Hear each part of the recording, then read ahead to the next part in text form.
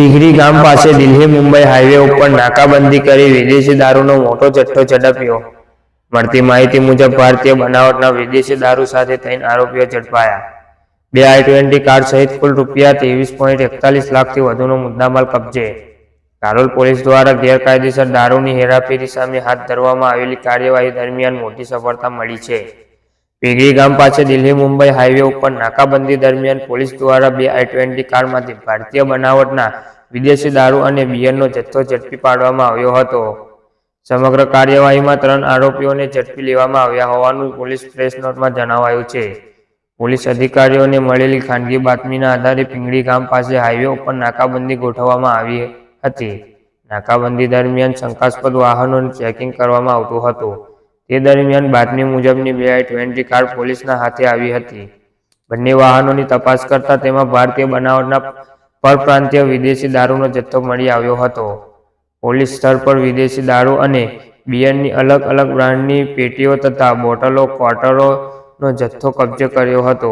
Press not મુજબ દારૂ બિયરના કુલ 1512 નંગ મળી આવ્યા હતા, જેની કિંમત આશરે ₹3,31,210 હોવાનું જણાવાયું છે. આ ઉપરાંત દારૂની હેરાફેરીમાં ઉપયોગમાં લેવાતા 2 I-20 કાર પણ પોલીસે કબજે કરી છે. બંને વાહનોની અંદાજે કિંમત ₹20 લાખ દર્શાવવામાં આવી છે.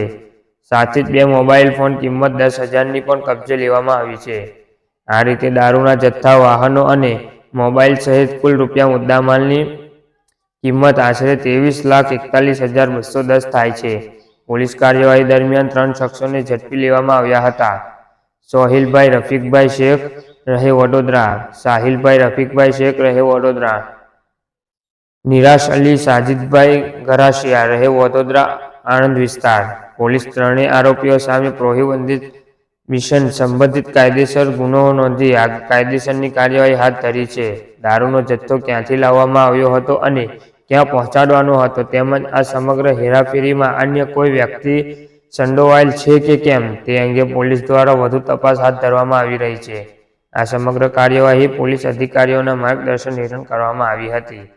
કાલોલ પોલીસ સ્ટેશનના પોલીસ ઇન્સ્પેક્ટર RD ભરવાડ સહિત પોલીસ ટીમ બાતમીના આધારે હાઈવે ઉપર નાકાબંધી કરી વાહનો તપાસ હાથ ધરી હતી.